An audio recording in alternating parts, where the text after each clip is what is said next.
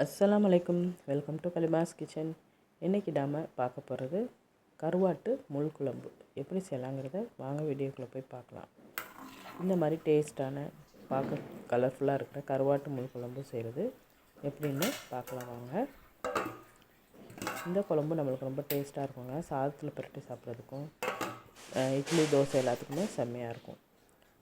நான் சின்ன வெங்காயம் ஒரு 20 வெங்காயம் வரைக்கும் எடுத்திருக்கேன். அதை பெருசாக இருந்துச்சுன்னா நடுவில் கட் பண்ணி எடுத்துக்கிறேன். இப்போ ஒரு அரை மூடி தேங்காய் சின்னதில் வாங்கி எடுத்து வச்சுருக்கேன். ஒரு 7 பல் பூண்டு, 3 தக்காளி இது எல்லாத்தையுமே கட் பண்ணி இதில் சேர்த்துக்கலாம். மிக்ஸி ஜாரில் சேர்த்து அரைச்சி எடுத்துக்க போகிறோம்.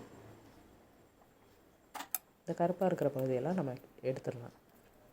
அதோடு போட்டு சாப்பிடக்கூடாது. அதனால் கருப்பான பகுதி எடுத்துகிட்டு இப்போ அரைச்சி எடுத்து வச்சுருந்தோம். இப்போ ஸ்டவ் பற்ற வச்சாச்சு. அதில் ஒரு சட்டி வச்சுக்கிறேன். குழம்பு சட்டி வச்சுக்கிறேன். அதில் எண்ணெய் தேவையான அளவு எண்ணெய், சமையல் எண்ணெய், 1 ஸ்பூன் வெந்தயம், 1 ஸ்பூன் சீரகம் போட்டுக்கிறேன்.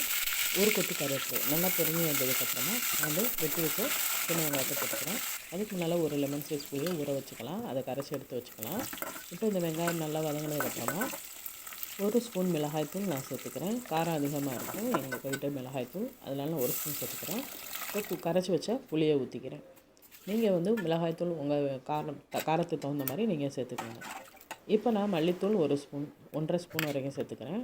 உங்களுக்கு தேவையான அளவு காரத்துக்கு தகுந்த மாதிரி நீங்கள் மிளகாய்த்தூள், மல்லித்தூள் சேர்த்துக்கோங்க. இப்போ நான் சேர்த்துக்கிட்டேன். இப்போ நல்லா கரைச்சி விட்டாச்சு. தேவையான அளவு உப்பு போட்டுக்கலாம். இப்போ ஒரு 2 தக்காளி தனியாக நான் கட் பண்ணி நல்லா அப்படியே பிணைஞ்சி வச்சுருந்தேன். அதை இதில் நான் சேர்த்துக்கிறேன். இப்போ நல்லா கலந்து விட்டு கொத்தமல்லி தழை கொஞ்சமாக போட்டுக்கலாம். பச்சை மிளகாய் வேணுனாலும் நம்ம போட்டுக்கலாம். ஆனால் நான் போடலை. மல்லித்தலை கொஞ்சமாக தான் இப்போ போட்டிருக்கேன். லாஸ்ட்டில் கொஞ்சம் போடுவேன். இப்போ மூடி வச்சு நல்லா கொதிக்க விடலாம். நல்லா கொதிச்சுட்டு பாருங்கள்.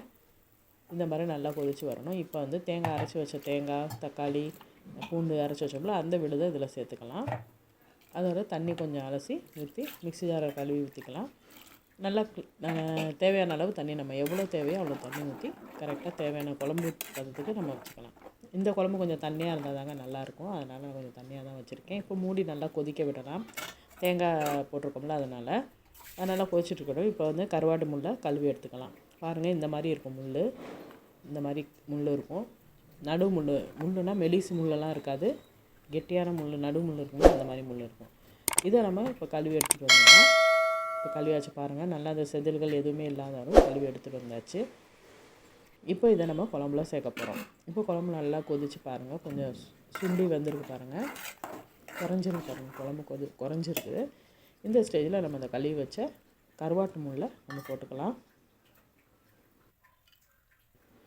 கருவாட்டு முள் போட்டு கொத்தமல்லி தழை போட்டு மூடி வச்சிடலாம். அவ்வளோதான், குழம்பு ரெடி ஆகிடுச்சு. இதோடு நம்ம மாங்காய் இருந்துச்சுன்னா மாங்காய் போட்டுக்கலாம், இன்னும் டேஸ்ட்டாக இருக்கும்.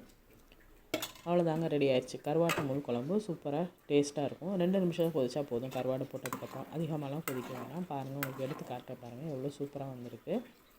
அவ்வளோதாங்க, ரெடி ஆயிடுச்சு. நீங்களும் இதே மாதிரி வீட்டில் ட்ரை பண்ணி பாருங்கள். எப்படி இருக்குன்னு எனக்கு கமெண்ட்டில் சொல்லுங்கள். ஓகே ஃப்ரெண்ட்ஸ், தேங்க்ஸ் ஃபார் வாட்சிங். இந்த வீடியோ உங்களுக்கு பிடிச்சிருந்துச்சுன்னா லைக் பண்ணுங்கள், கமெண்ட் பண்ணுங்கள், உங்கள் ஃப்ரெண்ட்ஸ் அண்ட் ஃபேமிலி எல்லாருக்கும் ஷேர் பண்ணுங்கள். மறக்காமல் சப்ஸ்கிரைப் பண்ணுங்கள். பக்கத்தில் இருக்கிற பெல் ஐக்கானில் ஆளுங்கிறத கிளிக் பண்ணுங்கள். அப்போ தான் நான் போகிற வீடியோஸ் உங்களுக்கு நோட்டிஃபிகேஷனில் உடனே வரும். மீண்டும் அடுத்த வீடியோவில் சந்திக்கிறேன். அதுவரை நன்றி.